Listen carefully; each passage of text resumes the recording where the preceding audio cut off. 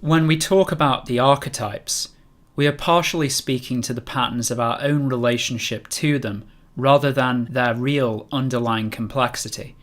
Perhaps we could also extend this towards human children. We often perceive children through lenses of adult idealization rather than as the complex creatures they truly are. In fact, child psychology is such a fascinating subject because we uncover in it the fingerprints of the developing mind and the original patterns from which we have grown. This evidences itself in the intriguing ways that the developing mind relates to its experience. Very young children experience the world that runs parallel to the way that primitive peoples do. Our early experience is pre-conscious, or should we say, semi-conscious. It is dominated by a stream of spontaneous outpourings that govern our behaviour, and the more modern, conscious faculty, which can readily discriminate psychic processes, has not yet formed. In the early mind, it is not so much that we think about the world, rather than something thinks within us. This is the landscape that the archetypes emerge from.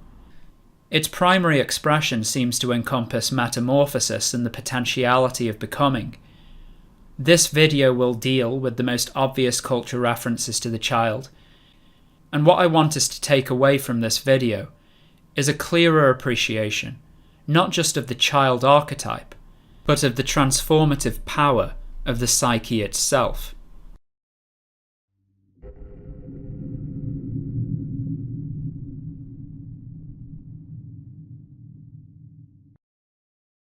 We should never allow first impressions to deceive us with archetypes, because their guises can take many more forms than the variant we might immediately think of. Therefore, child should not be interpreted explicitly in the manner of a human child, but seen as a general indicator of the psychological processes that the archetype is informing. For example, the archetype takes shape not merely in human children, but also in the folklore variants of elves, pixies, and dwarves, the hidden people of the forest. We also discover it in the small metal man of late antiquity, which is a motif that survived on into the Middle Ages as a representation of transience in alchemical metals. These culture motifs all communicate latent potential and also states of change, with that added dash of the uncanny. Culture forms that are characterized by ambiguity, enigma, and mysterious potential usually point to an unconscious link, because it refers to the way that the conscious mind relates to the presence of its unconscious activity.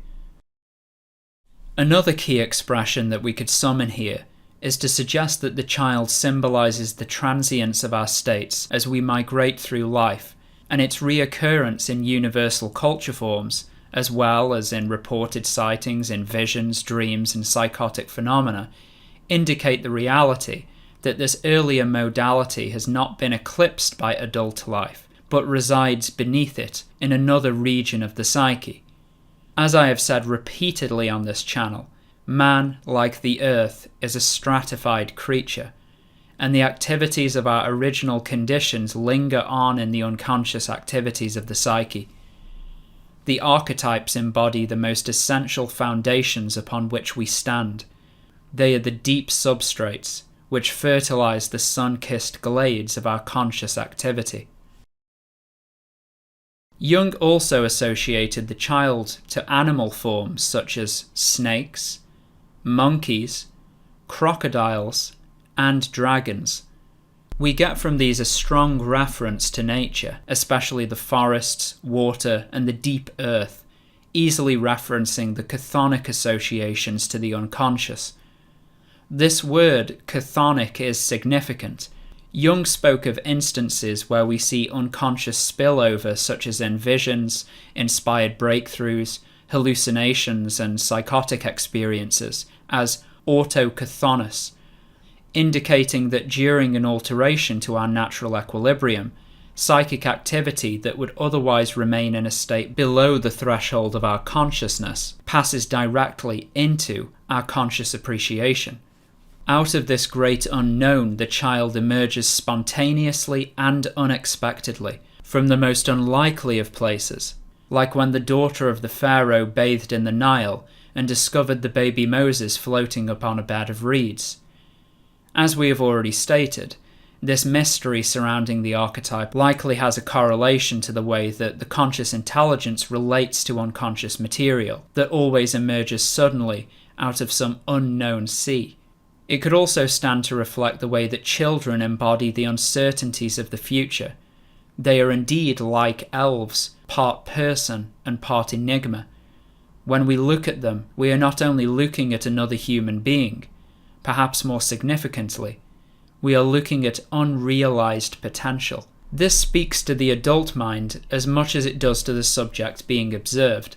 The mind selectively maps its associations onto its personal experience. Therefore, a material subject is never as innocent as it may appear. It possesses potent characteristics that the mind absorbs and translates into the symbols of its life. Jung had another interesting take on how, during times of psychological dilemma, the conscious mind will reject the archetype as an uncanny intruder into its space, and how this declares the unconscious ownership of the uncanny one as its parental surrogate.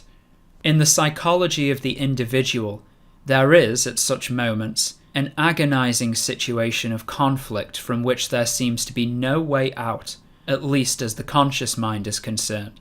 But out of this collision of opposites, the unconscious psyche creates a third thing of irrational nature, which the conscious neither expects or understands. Nothing in the world welcomes this new birth.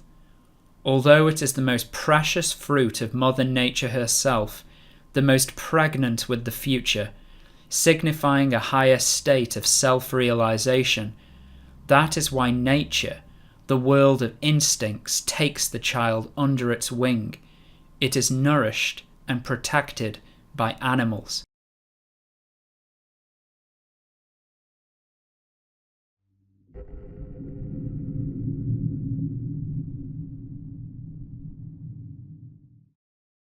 There is a great paradox in the child myths of world culture, that of being delivered into a world naked and vulnerable, surrounded by predators who would tear it asunder, yet held within this frame lies a power of incredible potency.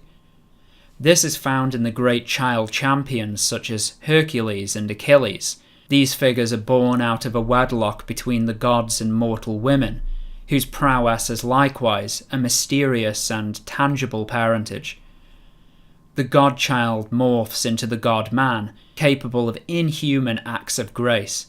Yet continually we see in these myths, it is not the monster of darkness that ultimately defeats them, but always a trifle happenstance, the love of a mortal woman, an arrow of mistletoe, or like the trickster in Polynesian myth Maui, who loses his power after hearing the song of a little bird. The godchild's blessing is his gift to the world and the curse that pains him. We beg to be released from it all, to retreat into a simpler life. Yet we cannot sever our attachment to that which makes us, lest we kill a part of ourselves, and with it a part of the boon that we offer towards the restoration of the world. The paradox of the divine child is profoundly realized when relayed to analytical psychology, because it communicates that reality which characterizes our conscious experience, part conscious and sensitive of a material world, and yet whose experience is predicated upon another world of unfathomable mystery, unknowable to the conscious mind, yet eternally pregnant with the seeds of power that flourish into conscious activity. The collective unconscious, like the gods, is a distributor of boons and curses. In conclusion to this segment on culture forms, we can also say that this bridging of the opposites means that the archetype can also express itself in geometric forms. Circular formations, spheres, and vortexes associate to the primacy of the child expression, the uniting of divergent forces into a wholeness. We have all experienced the presence of something yet unrealized, wanting to make itself realized. Something hidden, like the elves in the forest. And on many occasions we will avoid it, as we are forever in the habit of not attending to such matters until they become a problem. Yet who are we to complain when upon receiving the image of our own potential, we have rejected it and returned back into the arms of the trivial and mundane? We are the embryo and the egg. We are the offspring of two worlds, all creatures migrating through an ocean of unrelenting processes towards some destination not yet fathomed.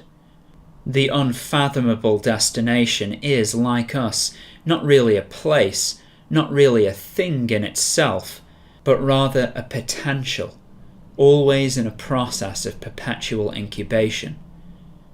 The image of that potential has been accounted for in this video.